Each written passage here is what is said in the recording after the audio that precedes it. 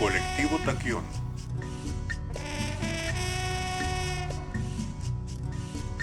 En colaboración con Oasis Radio. Presentan Charlando con el Taquión, con Raúl Pérez Enríquez.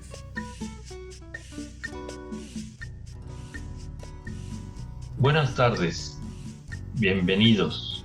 En esta emisión de Charlando con el Taquión tendremos para ustedes en el radioteatro un episodio de Aventuras del Taquión por el espacio-tiempo, además las efemérides científicas y tecnológicas. En la charla tendremos la sección Desde Abajo, con temas de economía social y solidaria de nuestro amigo Humberto Ruiz. Después de una breve pausa, haremos nuestra entrevista de hoy, que será con el doctor Javier Murillo Quijada, con quien charlaremos sobre física de altas energías y su colaboración con el LHC, que es el Gran Colisionador de Hadrones, por sus siglas en inglés. Comenzamos.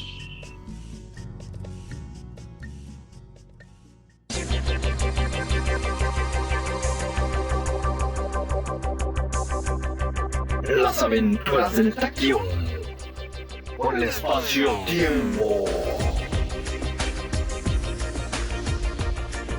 En algún momento de la década de los 90 del siglo pasado, cuando la telefonía celular comenzaba y no había Wi-Fi ni podcast. El viaje de Tarcisio Quiñones, episodio 1.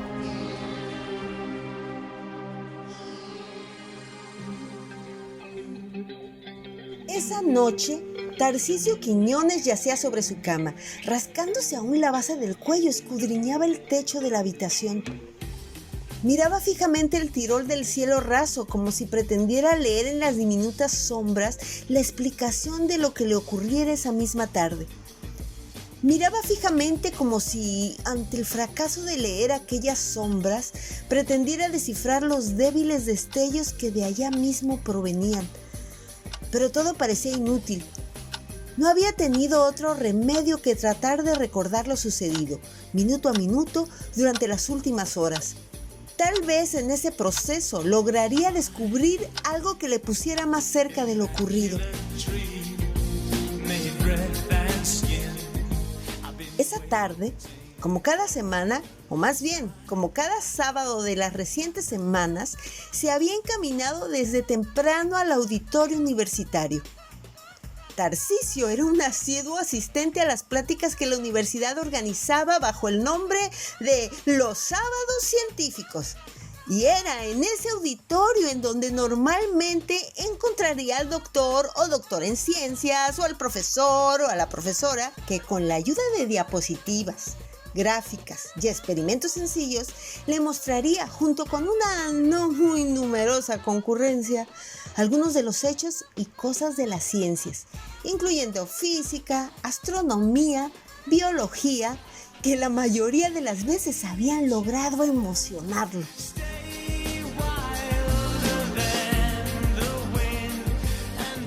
Antes que nada, Tarcisio Quiñones recordó que cuando anunciaron el tema de la plática para el sábado siguiente, el espacio de 11 dimensiones y la estructura de la materia, había sentido un estremecimiento muy especial. Ay, claro que no fue como las otras semanas. Claro que no fue como las otras semanas, había murmurado. No, si mal no recordaba, el título de la conferencia le había producido un cosquilleo aquí, cerca del cuello, un poco corrido hacia la oreja izquierda.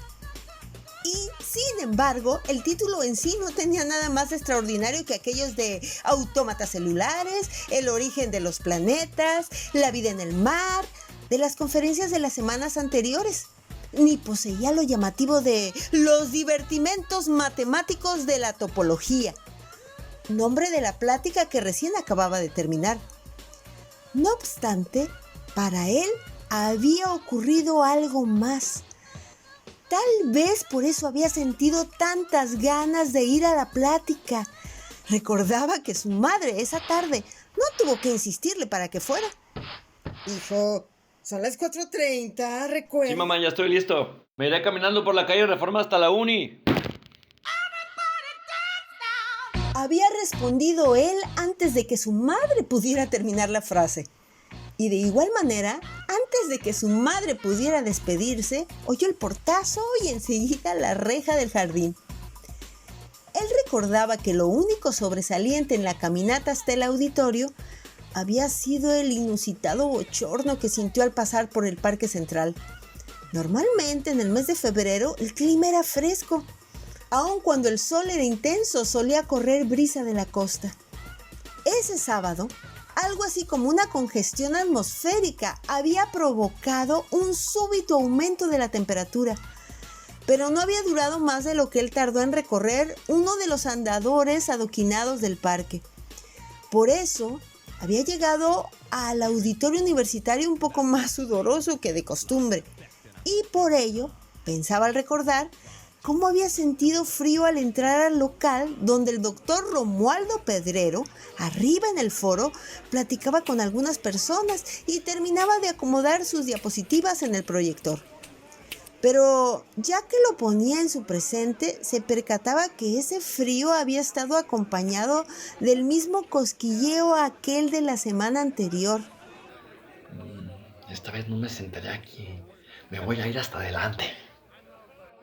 No pasarían más de 15 minutos desde que llegara para que el doctor Rigoberto Juárez presentara al conferencista y un débil aplauso se escuchara antes de que la voz grave del doctor Pedrero iniciara con unas palabras de agradecimiento y... Apreciados jóvenes, el tema que he seleccionado para platicar con ustedes es uno de aquellos que tiene mucho de conjetura.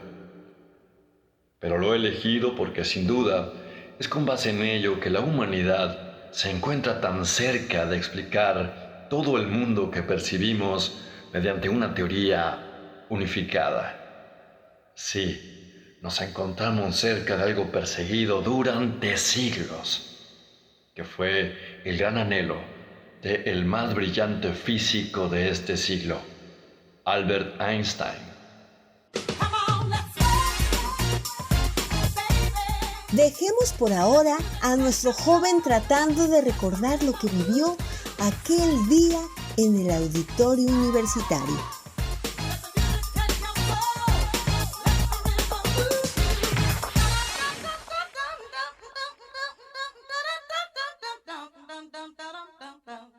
Las aventuras del Taquión, por el espacio-tiempo. Cuentos de ficción científica de Raúl Pérez Enríquez. Episodio 1. El viaje de Tarcisio Quiñones. Narración y voces dramatizadas, Eva Calderón de la Barca y Julio Patricio. Edición y postproducción, Julio Patricio Cárdenas. Guión original, maestro Raúl Pérez Enríquez.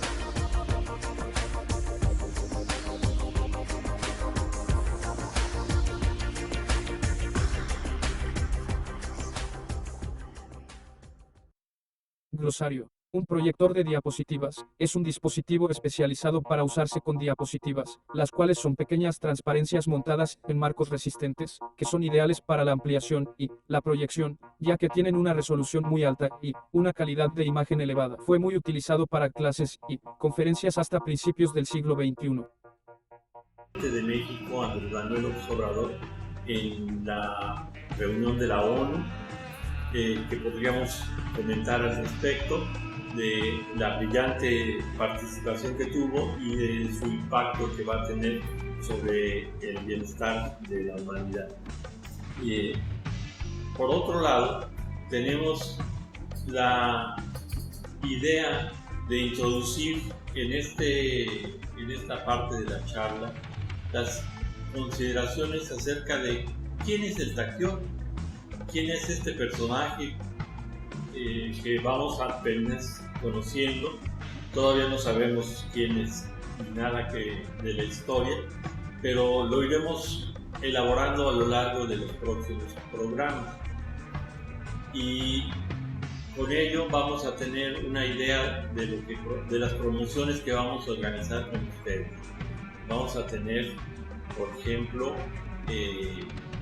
donación de libros de las aventuras de Escipión, precisamente para quienes se interesen por leerlo después de escuchar este relato.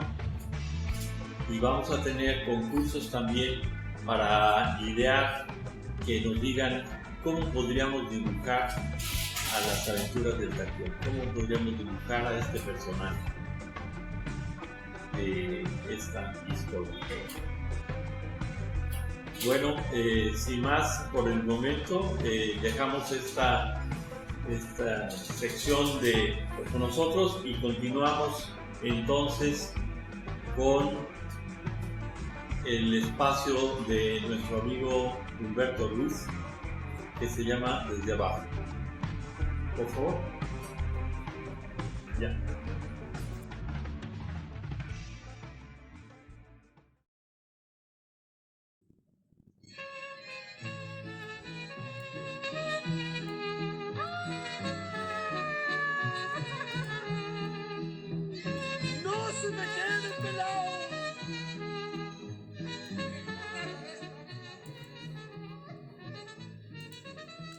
Hola amigas, hola amigos, ¿cómo están amigues?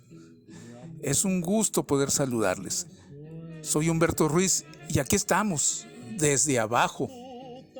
Sí, desde abajo.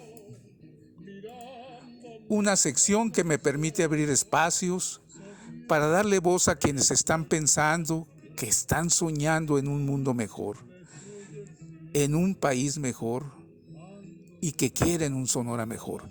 Decía Octavio Paz que de repente algo bueno me aportó, que hay que soñar con las manos, y se la compro. Si queremos un mundo, un país, un Sonora mejor, tenemos que trabajar en ello, en el día a día. O como dijo Emiliano Zapata, la tierra es de quien la trabaja, así que el planeta, el país, nuestro Sonora, es de quién, es de quienes los trabajamos.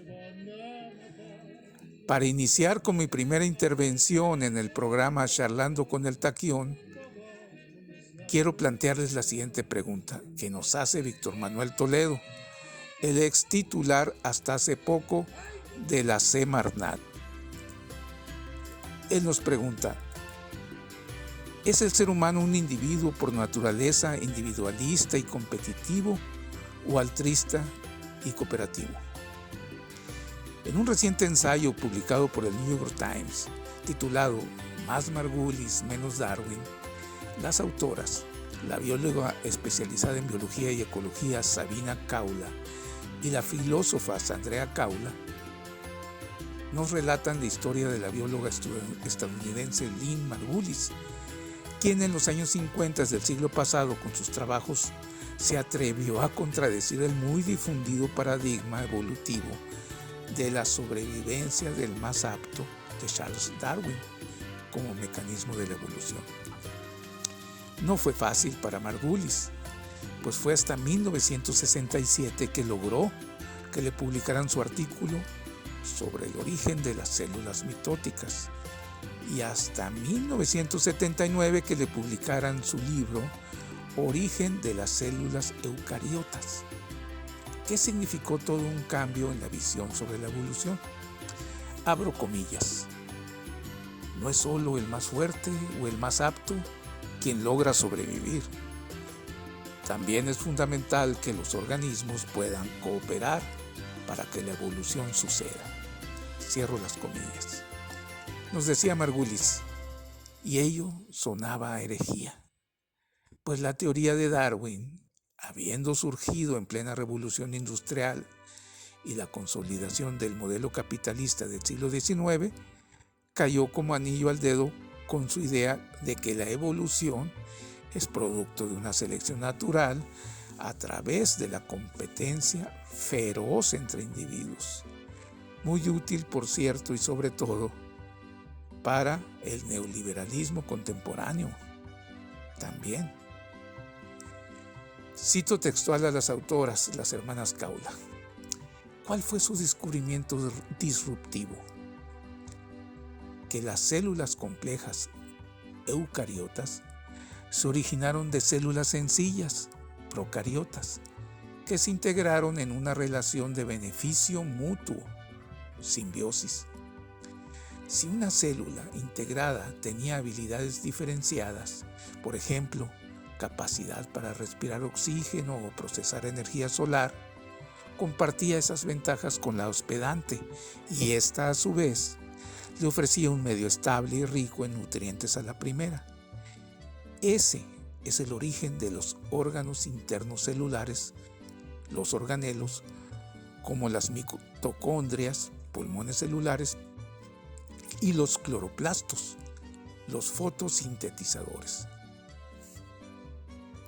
Margulis demostró que la cooperación es el origen de uno de los más importantes saltos evolutivos, el de las células simples a las complejas, sin el cual no habría organismos pluricelulares y la vida se reduciría a un conglomerado de bacterias.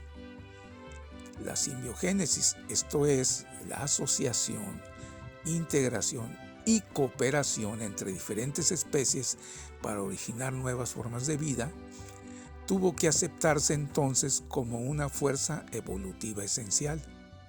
Sigo citando a las autoras del artículo en cuestión.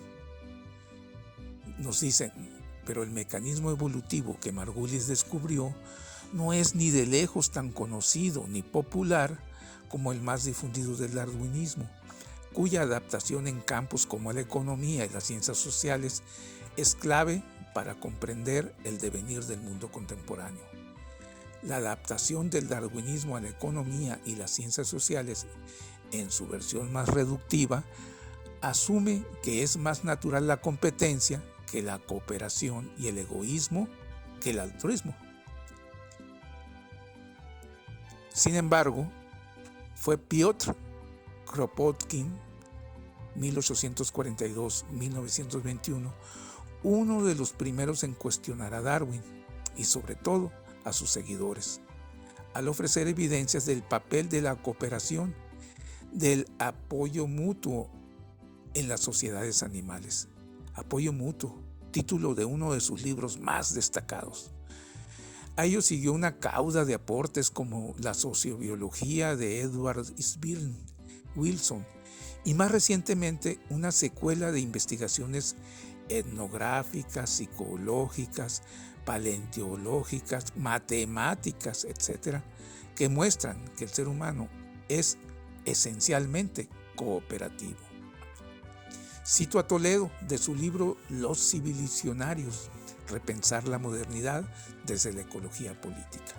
Él nos dice, más allá del intenso bombardeo de propaganda, información sesgada y visiones falsas al cual estamos expuestos permanentemente los ciudadanos del siglo XXI, existen ya diversos aportes derivados de la investigación científica que resitúan la enorme importancia evolutiva y civilizatoria de la cooperación como fundamento de la sociedad.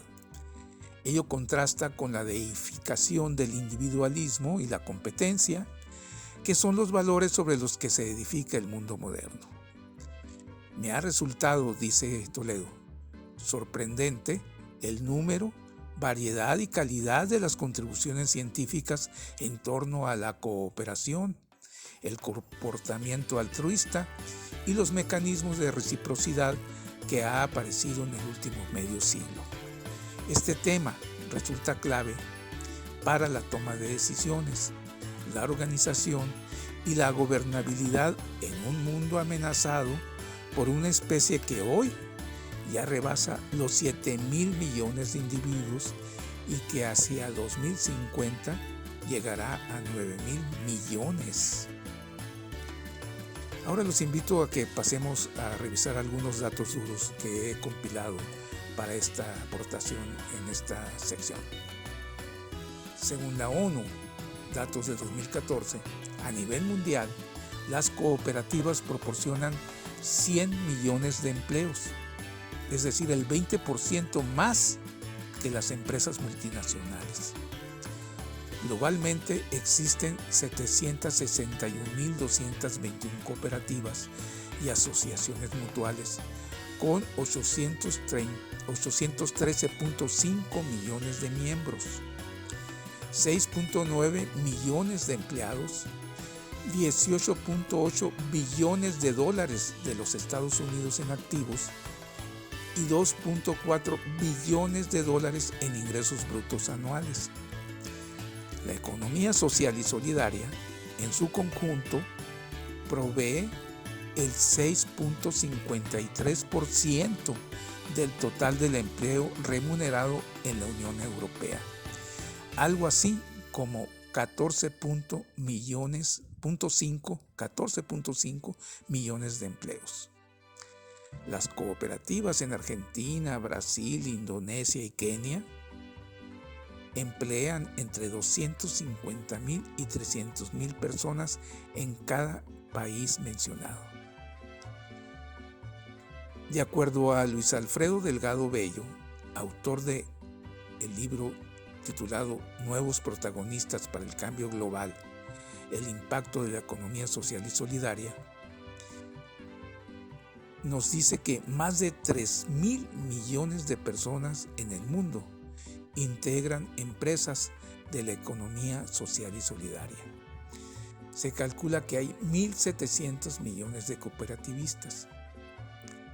Somos 7.800 millones de personas en el planeta. 6.630 millones mayores de 15 años frente a 3.050 millones de participantes adultos en la economía solidaria. Casi el 50% de la población mundial adulta está vinculada con eixos de la economía social y solidaria. Otro dato importantísimo: nuestros vecinos del norte, los Estados Unidos, son una avanzada en lo que se refiere al abasto de electricidad de forma cooperativa. Cuentan con unas 30.000, de las cuales el sector de cooperativas rurales eléctricas atiende aproximadamente a 42 millones de usuarios en 47 estados de la Unión Americana. En Japón, una de cada 3 familias participa en una cooperativa o en alguna organización de la economía social y solidaria. En Alemania, hay más de 800 cooperativas energéticas con más de 180.000 socios, que en su mayoría se dedican a la generación de energía fotovoltaica. Por ello es que debemos desechar la idea que algunos aún sostienen de que las cooperativas, las asociaciones de la economía social y solidaria, son solo para los pobres, los tercermundistas, los marginados. Una conclusión general son los múltiples beneficios que estos modelos representan para la sociedad hacia una transición a un sistema energético más sostenible. Por mencionar algunos, el empoderamiento de la sociedad. Los consumidores ahora son productores y les llamamos prosumidores. La independencia de los costos en el futuro y la autosuficiencia energética es otro de los logros. Los modelos cooperativos de energía también pueden ser mecanismos para detonar el desarrollo local, es decir, más energía disponible para más actividades o ingresos adicionales, siempre atendiendo los intereses y necesidades locales de sus asociados. En definitiva, los modelos cooperativos de energía son un elemento para la soberanía energética de nuestro país. Por ello, hoy se puede afirmar, junto con Víctor Manuel Toledo, que el triunfo de la modernidad neoliberal y su esencia, el capital corporativo, no es solo moralmente imposible, sino científicamente inviable. Y concluyo brindándoles un gran párrafo de los civilizacionarios. Las innumerables batallas solidarias y por la emancipación, las luchas de las comunidades y los sindicatos, de los barrios y gremios, las rebeliones de los explotados, las nuevas organizaciones solidarias de economía, alimentos y ahorro, hallan su fundamento en ese rasgo dejado por la evolución social de millones de años que alcanzó su cenit con los seres humanos, la cooperación. Sobre estos y otros temas hablaremos desde abajo. Oasis, Radio Ciudadana. Arte y cultura para el pueblo. Estamos en esta tarde platicando con Javier Murillo Quijada, doctor en física, un joven entusiasmado por el estudio de las altas energías en el mundo. Esta participación que tiene el doctor Murillo Quijada, se debe a su formación desde muy temprana edad en el interés por ese mundo de las partículas elementales. Él actualmente se encuentra trabajando en el Departamento de Investigación en Física de la Universidad de Sonora y su campo de interés es el plasma quark-gluón. La interacción quark-gluón, según nos dice él, pone en cierta duda algunos de los modelos que existen, pero él ha participado en otros proyectos que lo llevan también a poder entender otra entidad de la física de las partículas, que es el bosón de Higgs. Bueno, Noel nos hablará sobre estos tópicos y le damos la palabra a Javier Murillo Quijada. Hola, Javier. ¿Qué tal? ¿Cómo estás? Muchas gracias, doctor Raúl. Aquí estamos muy agradecidos por la invitación. Bueno, Javier, estamos en las vísperas de un nuevo acercamiento hacia el funcionamiento del acelerador de hadrones, que es donde tú trabajas, del modelo. ¿Podrías platicarnos un poco de tu formación y de estos antecedentes de trabajo? Sí, yo ingresé a la carrera en física en la Universidad de Sonora, más o menos como a mediados de la carrera, digamos por ahí por el cuarto semestre.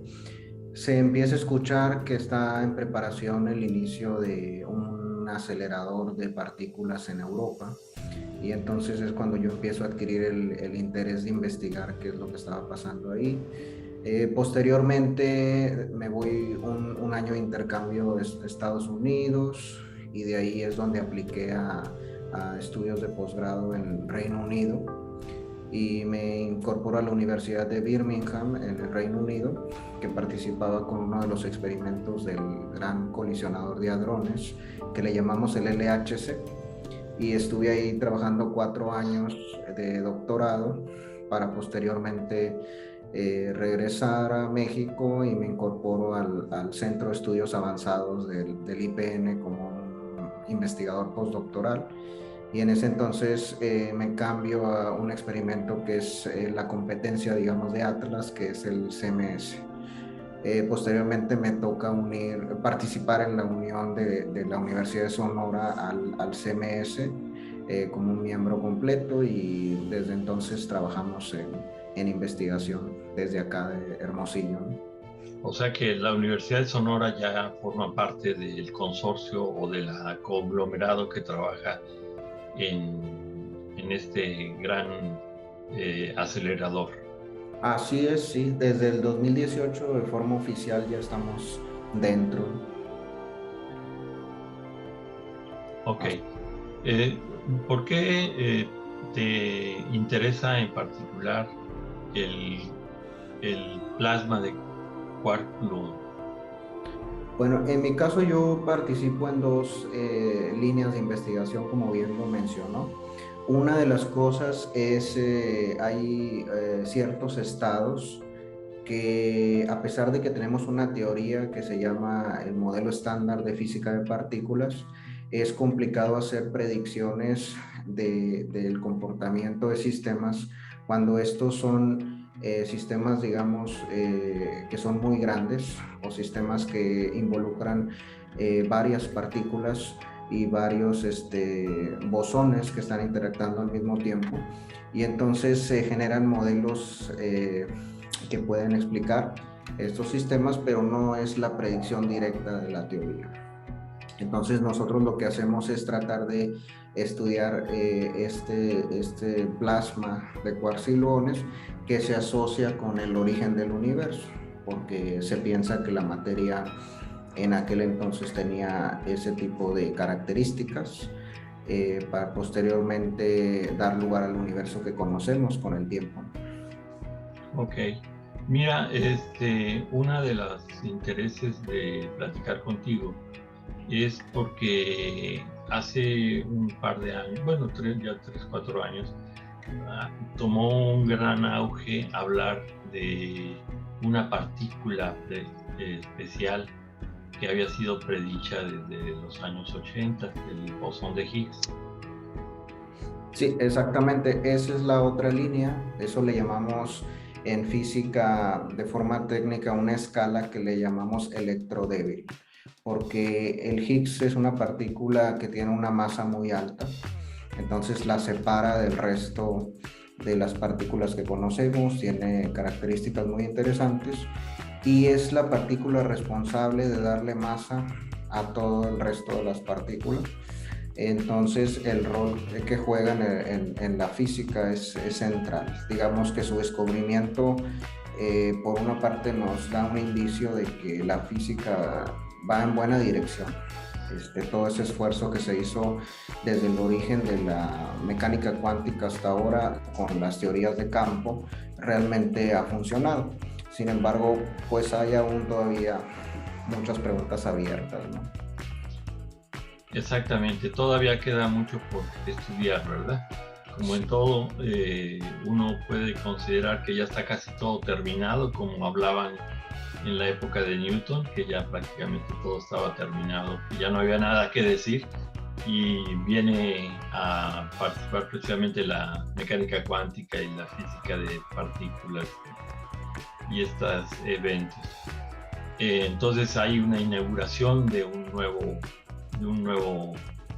nueva tendencia, ¿no?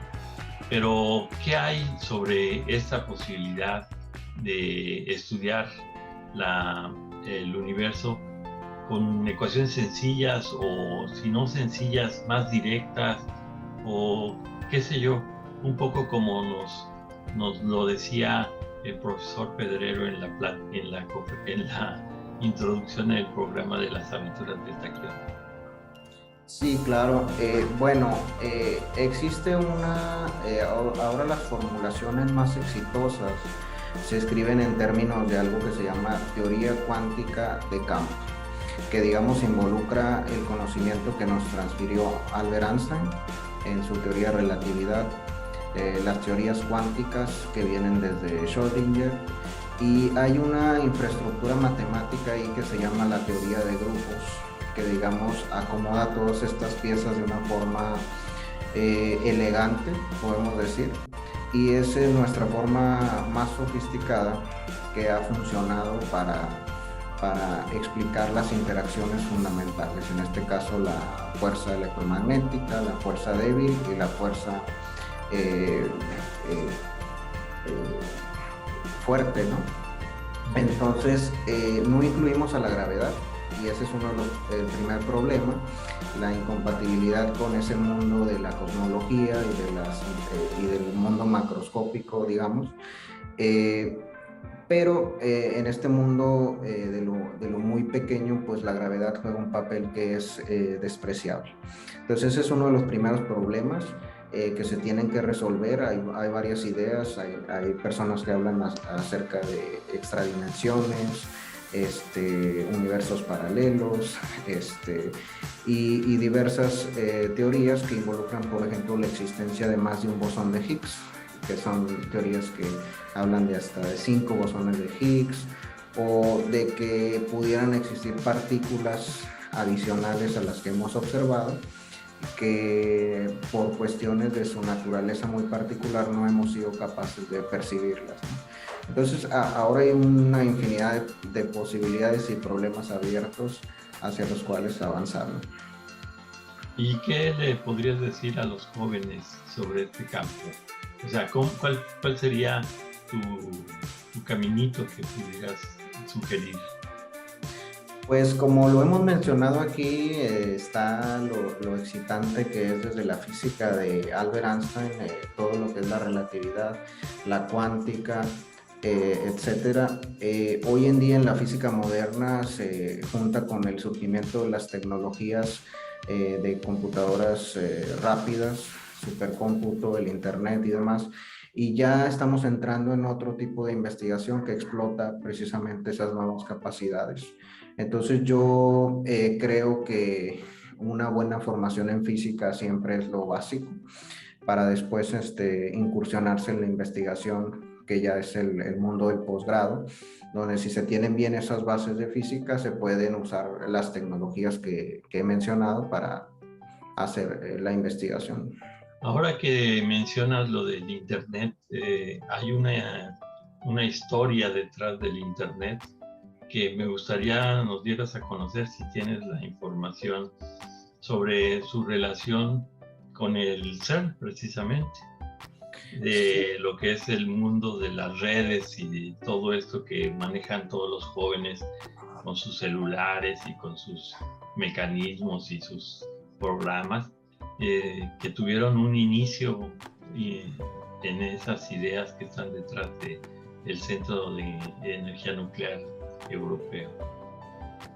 Sí, precisamente el protocolo de lo que llamamos el WWW, World Wide Web, se genera por un físico británico que trabajaba en asociación con el CERN, y que el objetivo era cómo nos podemos comunicar de una forma más rápida, porque la investigación depende de la colaboración. Hoy en día la colaboración es fundamental. Entonces se buscaba generar ese protocolo de las páginas que vemos ahora, de tener una dirección y poder acceder a por ejemplo, mensajes electrónicos o páginas donde yo pudiera acceder a gráficas que alguien hizo en algún lugar del mundo y poder verlo. Entonces, esta es una aplicación que tenía puros objetivos de comunicación científica, pero obviamente fue vista por otros visionarios que dieron origen a los browsers o a los exploradores de Internet, y el Internet como lo conocemos ahora, y ahora pues hasta aplicaciones y demás lo que tenemos. Pero pues sí se origina precisamente de un objetivo científico puramente. Sí, o sea, la comunicación científica, el interés por estar en contacto lo más cercano posible a pesar de las distancias, es lo que lleva a crear todo este mundo de redes y que se puede decir que es todo un éxito, ¿no? Porque ya ahora se entera uno de todo en el instante, en lo que sucede, está uno al tanto de todas las noticias del mundo y de los eventos, algunas importantes de información científica incluso, están accesibles a todos. Siempre el lenguaje de la ciencia es complicado, suena un poco para ciertos avanzados, pero se puede entender y se pueden tomar ejemplos sencillos para ejemplificarlo, ¿no?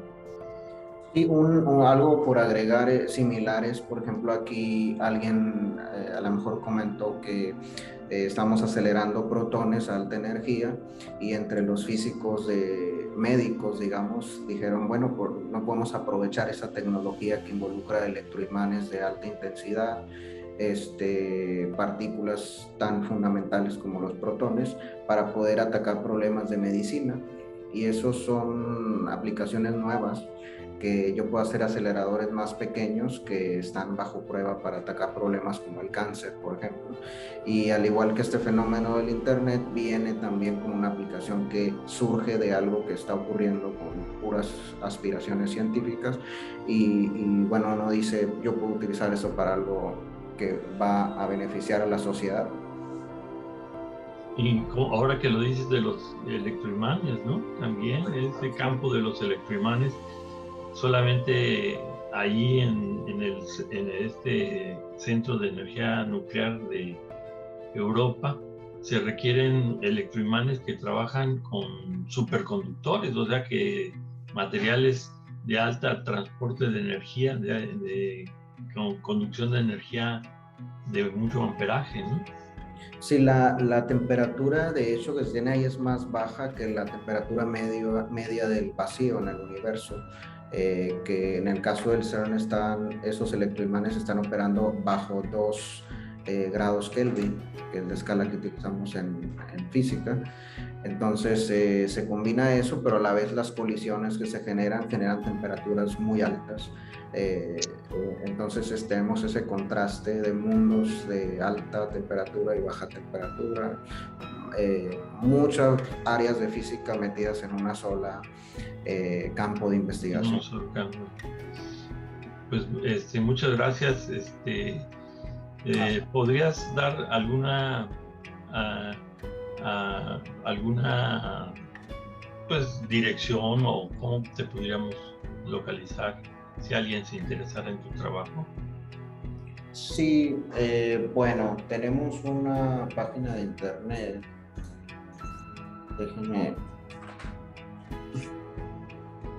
Tenemos una página de internet. Le llamamos, bueno, la voy a poner aquí, sería unison-cms.web.cern.ch. Okay. Esa sería la página, y tenemos ahí acceso a los miembros del grupo de la Universidad de Sonora que están trabajando con este experimento. En particular que están trabajando con el CERN en este análisis, en este tipo de física, digamos, son 4 personas que están en el Departamento de Investigación en Física. Estamos hablando con Javier Murillo Quijada, doctor en física en el área de física de altas energías, que trabaja en el Departamento de Investigación en Física de la Universidad de Sonora. Pues muchas gracias, Javier. Esperemos que tu trayectoria en sea exitosa en lo que sigue más adelante y que puedan encontrar algunas partes de esta nueva física que dices que estamos por descubrir o estamos por llegar a desentrañar con este tipo de aparatos. Así es, pues muchas gracias también y espero poder acompañarlos en otra futura cápsula. Ok, bueno, pues hasta luego entonces.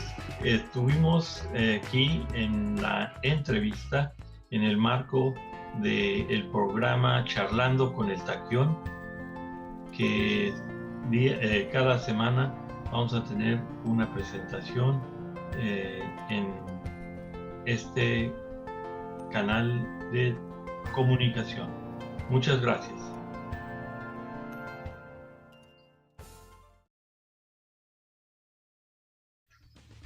Ha llegado el momento de recordar hechos, ideas y autores en nuestra sección de las efemérides científicas y tecnológicas para esta primera quincena de noviembre. Recordemos primeramente que en 1520 el portugués Fernando de Magallanes navegó a través de un estrecho en Sudamérica, que ahora lleva su nombre, y logró comunicar los océanos Atlántico y Pacífico, abriendo con ello nuevas vías de comunicación. Para el año de 1955, Rusia, la antigua Unión Soviética, abre una nueva etapa en la comunicación, pero ahora en el espacio. Laika, una pequeña perrita, viaja al espacio a bordo del Sputnik 2. Hoy escuchamos este nombre y nos remite a la vacuna desarrollada por este mismo país para prevenir la COVID-19. El día 4 de noviembre de 1946, en el marco de la ONU, se establece el compromiso mundial de velar por la educación, la ciencia y la cultura mundiales, con la creación de la UNESCO. En México ocurren 2 hechos memorables.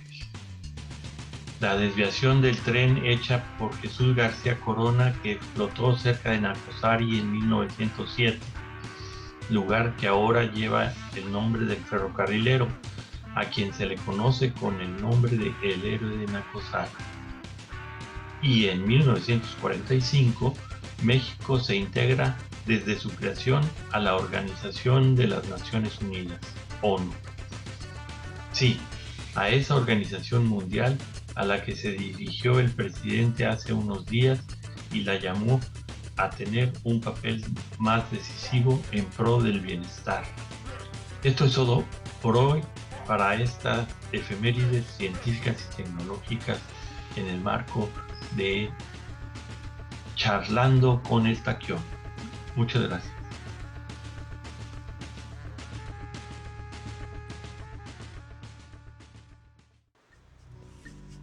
Este ha sido el programa Charlando con el Taquión, un programa producido por el colectivo Taquión para Oasis Radiofónico. Envíenos sus comentarios y observaciones a eltaquionxxi@gmail.com. Gracias por su atención y los esperamos la próxima semana.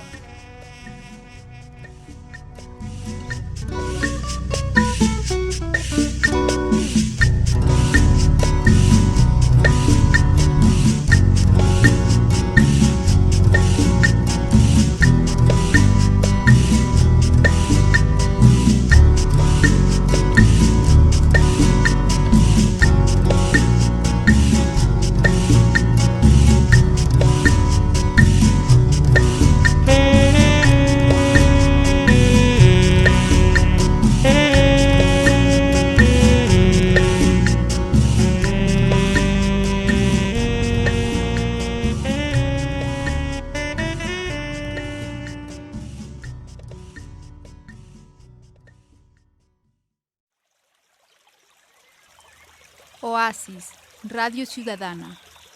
Arte y cultura para el pueblo.